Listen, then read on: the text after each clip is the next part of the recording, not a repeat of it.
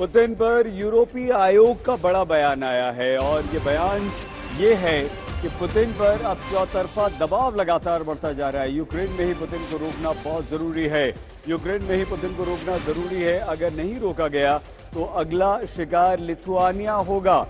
अब यूरोपीय आयोग ये अंदाजा लगा रहा है या शक जाहिर कर रहा है कि लातविया और एस्टोनिया भी शिकार हो सकते हैं पुतिन के। मतलब ये कि पुतिन अब आगे बढ़ेंगे। पुतिन पर यूरोपीय आयोग ने बहुत बड़ा बयान दिया है और इसके अनुसार अब सिर्फ यूक्रेन ही नहीं है, यूक्रेन में रोकना बहुत जरूरी है। अगर यूक्रेन में नहीं रोकते हैं तो वो आगे बढ़ेगा। तो इस वक्त ये बड़ी खबर यही है, यूरोपीय आयोग जो है वो अब इस तरह की बात कर रहा है। लेकिन 13वें दिन किस तरह से शहर बर्बाद हुए हैं, चाहे वो खारकीव हो, इरपिन हो, निकोलेव हो, वो सभी बुरी तरह से बर्बाद हो गए हैं।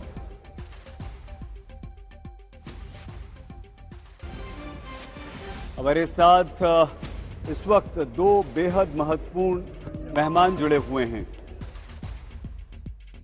Air marshal BK Srivastava, lieutenant general Kulkarni ji. General Kulkarni, ये जो इस तरह का बयान आता है सर, और कि अब रूस यहां रुकने वाला नहीं है, उसे रोकना बहुत जरूरी है, इसका मतलब यह हुआ कि दुनिया को कहीं ना कहीं क्या कोई डर सता रहा है, खतरा सता रहा है, और ये इस बात में आप कितनी सच्चाई देखते हैं जनरल कुलकर्णी? ये कहा जाता है, एक तरीफ से एक नैरेटिव प्रिपेयर किया गया है। आप थोड़ा सा अगर हिस्टोरिकली देखें, जो पीटर द ग्रेट हुआ करते थे उनके ज़माने में ये लाटवियन कंट्रीज यानी लिथुआनिया, लातविया, एस्टोनिया को उनके रशियन एम्पायर में जोड़ा गया सर। और कैथरीन द ग्रेट के वक्त में यूक्रेन और क्रीमिया को रूसी एम्पायर में जोड़ा गया। तो लगता है सबको कि शायद जो पुतिन है अपने आप को पुतिन द ग्रेट उस तरीके से अगर स्थापित करना चाहते हैं तो उनका मकसद है। यूरोपियन यूनियन का ये एक तरह का ऐसा उनको शंका हो रही है कि ऐसे तो नहीं कि पुतिन जो है अपने आप को अगर सोवियत एम्पायर ने उस रूसी एम्पायर की ओर अगर ले जा रहे हैं तो अब यूक्रेन और उसके बाद बाल्टिक स्टेट्स यानी कि लिथुआनिया, लातविया, एस्टोनिया। लेकिन पुतिन बार बार ये कह रहे हैं कि ये सब एक तरीके से अफवाहें फैलाई जा रही हैं।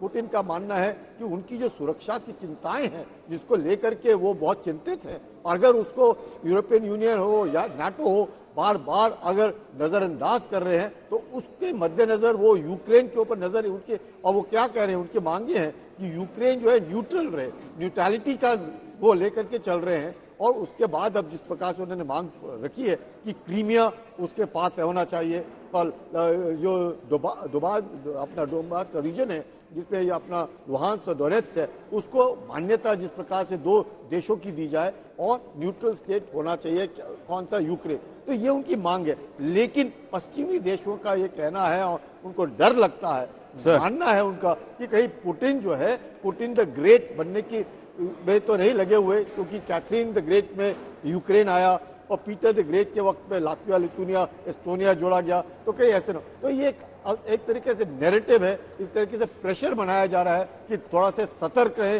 रूस जो है एक तरीके से कुछ ना कुछ ऐसे करने वाला है और इसीलिए ये कारण है कि नाटो जो है रूस के ऊपर जोर डालना चाहता है। लेकिन अगर देखें तो रूस का ये कहना है, अगर हम वापस जाएं, कि जिस प्रकार से वॉर्सो पैक्ट जो है उसकी समाप्ति हुई, लेकिन नाटो जो है जो सोवियत यूनियन के बरखिलाफ था वो रहा, और सोवियत यूनियन के जो 15 रिपब्लिक्स बने उसमें शामिल रूस, उसमें से 12 नाटो ने ले लिए। जबकि मकसद ये था कि नाटो जो है वो पूर्वी की ओर एक्सपैंड नहीं करेगा। एक्सपेंशन तो छोड़ 12 आ गए, और 3 कौन से थे जो नहीं आए, जिसमें एक शामिल यूक्रेन, दूसरा शामिल जॉर्जिया और तीसरा शामिल अपना रूस।